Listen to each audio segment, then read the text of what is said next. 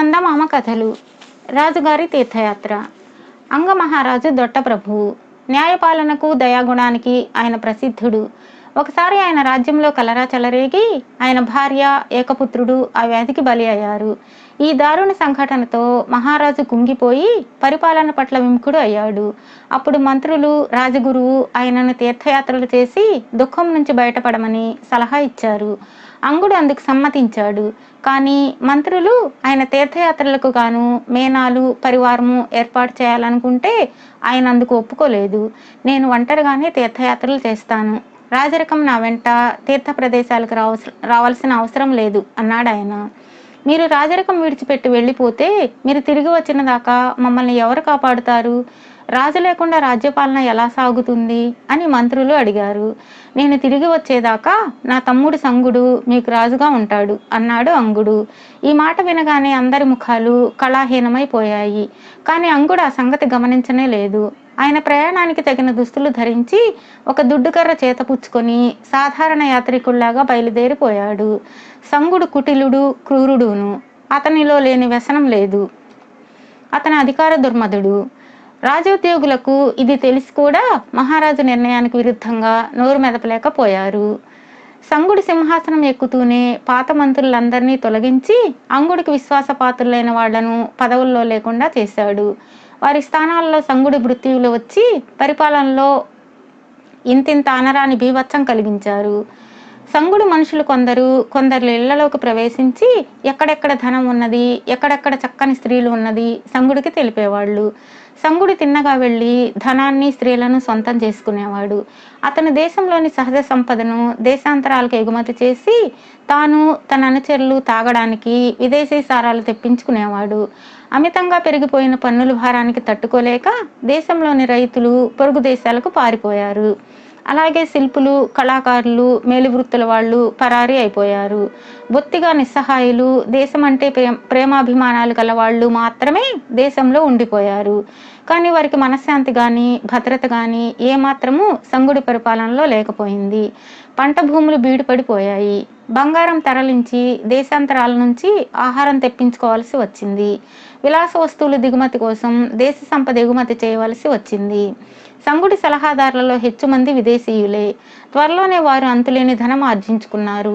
వాళ్ళు సంగుడిని మరింత నిరంకుశంగా పరిపాలించమని, మరింతగా భోగాలలో బోలలాడమని సలహాలు ఇస్తూ ఉండేవారు. నువ్వు చక్రవర్తివి, సమస్త భోగాలు అనుభవించాలి అని చెప్పేవాళ్ళు వాళ్ళు. నేను రాజప్రతినిధిని మాత్రమే, అసలు రాజు మా అన్న అంగుడు కదా అన్నాడు సంగుడు. మహారాజా, మీ అంత మూఢుడు ఎక్కడా ఉండడు. ఒకసారి సింహాసనం మీద కూర్చున్నాక సర్వశక్తులు సంక్రమిస్తాయి. మీరు తలుచుకున్నదల్లా చెయ్యవచ్చు. కావాలంటే మీ అన్నయ్య అంగుడికి మరణదండన విధించవచ్చు అన్నారు వాళ్ళు. సంగుడు ఈ మాటలు విని చెవులలో వేళ్లు పెట్టుకుని వణికిపోతూ, లేదు లేదు, నేను అంత పని చేయలేను అన్నాడు. అది పిరికితనం. అలాంటి దౌర్బల్యం పనికిరాదు. ఆలోచించండి. అంగుడు తిరిగి రాగానే మీ వైభవాలన్నీ కట్టుబడిపోతాయి. మీకేసి చూసేవాళ్ళు కూడా ఉండరు. అధికారం ఉండదు, స్వేచ్ఛ ఉండదు.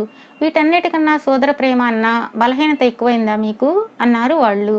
సంగుడు తన కణతలు నొక్కుంటూ, మీకు ఏది మంచిదనిపిస్తే అది చేయండి అని దిగివచ్చాడు. అంగుడిని చంపవలసిందిగా ఉత్తర్వు వెలువడింది. మాజీ మహామంత్రి రఘుపతి 1000 కళ్ళతో జరిగేదంతా గమనిస్తూనే ఉన్నాడు.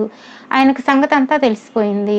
ఆయన తన తపా పౌరాల ద్వారా అంగమహారాజుకి ఈ వార్త అందజేశాడు. అంగుడు వార్త తెలిసి నవ్వుకున్నాడు. యాత్రలు చేయడంలో గల శ్రమతో ఆయన మనోవ్యధ పోయింది. జీవితం మీద మమకారం తిరిగి వచ్చింది. ఆయనకు ఇప్పుడు తన దేశం మీద, ప్రజల మీద అభిమానం తిరిగి తల ఎత్తి తన దేశానికి తిరిగి రావాలన్న కోరిక బలంగా కలగసాగింది. ఆయన తిరిగి వద్దామనుకుంటున్న సమయంలోనే పావురాల ద్వారా సంగుడి ఉత్తర్వు వార్త తెలిసింది. పావురాల ద్వారానే ఆయన రఘుపతితో ఉత్తర ప్రత్యుత్తరాలు జరిపాడు. అందువల్ల సంగుడి దుశ్చర్యలు వివరంగా తెలియవచ్చాయి. ఎండకు ఎండి వానకు తడిసి చలికి వణికి అంగుడు పూర్తిగా మారిపోయాడు. పైగా ఏడాది పాటు గడ్డము మీసాలు పెరిగాయి. జుట్టు జడలు కట్టుకుని పోయింది. ఎడమ చంకకు దిగువగా ఉండే పెద్ద ఎర్రని పుట్టుమచ్చ చూడకపోతే ఆయనని ఎవరూ గుర్తించలేరు. ఈ లోపల సంగుడి పరివారంలో ఎవరు అంగమహారాజు జాడ తెలుసుకోలేకపోయారు. ఒక ఉత్సాహవంతుడు ఏ శ్మశానంలోనూ పాతిపెట్టిన ఎవరో మనిషి తల నరికి తెచ్చి సంగుడి దర్బార్లో చూపి అదే అంగుడి తల అని చెప్పాడు. ఆ తల గుర్తించరాని స్థితిలో ఉన్నది. సంగుడు తప్పతాగిన మైకంలో ఉండి ఆ తల తెచ్చిన వాడికి బహుమతి ఇచ్చేశాడు. ఇప్పుడు అతను రాజుగా అభిషేకం పొందడానికి అడ్డంకి ఏదీ లేదని అతని మంత్రి అన్నాడు. సంగుడు తల ఆడించాడు. సంగుడి అభిషేకానికి పెద్ద ఎత్తున ప్రయత్నాలు ప్రారంభమయ్యాయి. ఆ దేశంలో రాజ్యాభిషేకం జరిగినప్పుడల్లా ఒక రహస్యపు తంతు ఆచారంగా జరుపుతారు. అందులో ఇంద్రజాలికుల కుటుంబం పెద్ద పాల్గొంటాడు. ఈ ఇంద్రజాలికుల వంశం ఇప్పటి రాజవంశం వెలసిన నాటి నుంచి ఆ దేశంలో ఉంటున్నది. ఇంద్రజాల ప్రదర్శనం రాజభవనంలోని అభ్యంతర మందిరంలో అభిషేక సింహాసనం ఉండే చోట జరుగుతుంది. ఆ సింహాసనం పక్కనే ఒక పతాక ధ్వజం ఉంటుంది. ఇంద్రజాల ప్రదర్శనం ముగియగానే రాజు 6 పురశ్రేష్ఠుల సమక్షంలో అతి ప్రాచీనమైన పట్టు జెండా ఎత్తి సింహాసనం మీద కూర్చుంటాడు. ఇదే రహస్య తంతు. అయితే ఆ ప్రాచీనమైన పట్టు జెండా ఇప్పుడు కనిపించలేదు. అందుచేత అలాంటిదే మరొకటి తయారు చేయించారు. ఇంద్రజాలికుడు పెద్ద సంపత్ అనేవాడు 70 ఏళ్ల వాడు. ఇంద్రజాలికుల వంశం వాళ్ళు గొప్ప రాజభక్తి కలవాళ్ళు, కానీ చాలా గడుసు వాళ్ళు కూడా. అందుచేత వాళ్ళకు అంగమహారాజు పట్ల ఎంతో అభిమానం, భక్తి ఉన్నా పైకి సంగుడి పట్ల లేని అభిమానం నటించి అతనికి విశ్వాసపాత్రులు అయ్యారు. రేపు పట్టాభిషేకం అనగా అంగమహారాజు యాత్రికుడి రూపంలో నగరం ప్రవేశించాడు. నగరంలోని ఆలయానికి నిత్యము అనేక మంది యాత్రికులు వస్తూ ఉంటారు. పౌరాల టపా ద్వారా ముందుగానే చేసుకున్న ఏర్పాటు ప్రకారం ఆయన రాత్రి సంపత్ ఇంట గడిపాడు. రహస్యపు తంతులో పాల్గొనడానికి సంపత్ వెళ్ళేటప్పుడు ఆయన తన వెంట అంగమహారాజును, రఘుపతి వద్ద రహస్యంగా ఉండిన అసలు జెండాను తీసుకుపోయేటట్లు నిర్ణయం జరిగింది. అంగమహారాజును రహస్యంగా కలుసుకున్నప్పుడు సంపత్ గాని రఘుపతి గాని ఆయనను పోల్చుకోలేకపోయారు. అంగమహారాజు కొన్ని పాత రహస్యాలు చెప్పి తన పుట్టుమచ్చ చూపిన మీదట గాని వారికి నిజం తెలియలేదు. మహారాజును ఎవరు గుర్తించలేరని రూఢిగా చెప్పగలను. నా పథకం పారి తీరుతుంది. చూడు రఘుపతి, మన పక్షాన ఉండే ప్రజలు సంకేతం అందగానే కదిలి రావడానికి సిద్ధంగా ఉండేలా చూస్తావు కదా అన్నాడు సంపత్. నిప్పు తగిలితే పేలడానికి సిద్ధంగా ఉన్న ఫిరంగిలాగా ఉన్నారు మన ప్రజలు. నువ్వు ఈ జెండాను లోపలికి ఎలా తీసుకుపోదాం అనుకుంటున్నావు? శోధన చాలా సమర్థంగా జరుగుతుంది సుమా అన్నాడు రఘుపతి. నేను నా వెంట ఒక సహాయకుడిని తీసుకుపోవడానికి అనుమతి ఉంటుంది. మహారాజును నేను సహాయకుడిగా తీసుకుపోతాను. నాకు కూడా ఇంత పొడుగు గడ్డము మీసాలు ఉన్నాయి గనుక మా ఇద్దరు జోడి ఉచితంగా ఉంటుంది. మా వెంట ఉండే పరికరాలన్నీ తనిఖీ చేస్తారనుకో. అయినా దేవుడు మేలు చేస్తే జెండాను వాళ్ళకి తెలియకుండా లోపల చేర్చగలను. ఈ జెండాను దీనికన్నా కొంచెం పెద్దదిగా ఉండే 2 ఒకే మాదిరి కాగితాల మధ్య ఉంచి కాగితాల అంచులు అతికించేస్తాను. అవసరమైతే జెండాల ముడతలు లేకుండా చక్కగా ఇస్త్రీ చేస్తాను.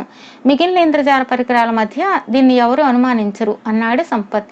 దేవుడి దయ వల్ల అంతా సక్రమంగా జరిగిపోయింది. కాగితాల మధ్య ఉన్న జెండాను ఎవరు పట్టుకోలేదు. రహస్య సమావేశంలో 2 ఇంద్రజాలికులు, మాజీ మహామంత్రి రఘుపతి కాక మాజీ రక్షణ మంత్రి రణధీరుడు, మరి 4 సంగుడు మంత్రులు ఉన్నారు. ఆచారం ప్రకారం అందరూ నిరాయుధులుగానే ఉన్నారు.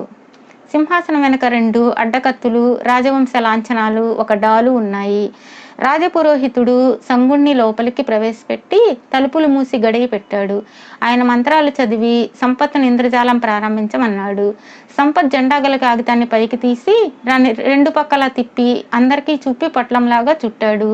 ఆయనకు సహాయకుడిగా ఉన్న అంగమహారాజు గోడ మీద నుంచి ఒక కత్తి తీసి కత్తి వెనుక పొట్లంలోకి దోపి చిత్రంగా అటు ఇటు కెలికి కత్తిని నింపాదిగా పైకి లాగాడు.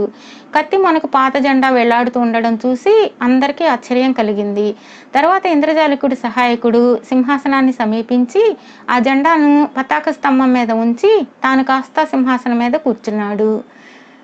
ఆయన కత్తిని సంగుడికేసి పట్టుకొని, సంగా నా కంఠస్వరాన్ని బట్టి నేనెవరో నువ్వు గుర్తించి ఉండాలి. క్షేమం కోరిన వాడివైతే లొంగిపో, లేకపోతే ప్రమాదం జరిగిపోతుంది అన్నాడు. సంగుడు అన్నకాళ్ల మీద పడిపోయాడు. సంపత్ గోట మీద నుంచి రెండో కత్తి కూడా తీసేసుకుని పురోహితుడి పళ్ళెంలో ఉన్న శంఖం తీసి పూరించాడు. బయట వేచి ఉన్న ప్రజలకు అది సంకేతం. అంగమహారాజు పట్ల విశ్వాసం గల రాజభవన రక్షకులు ప్రజలలో చేరిపోయారు.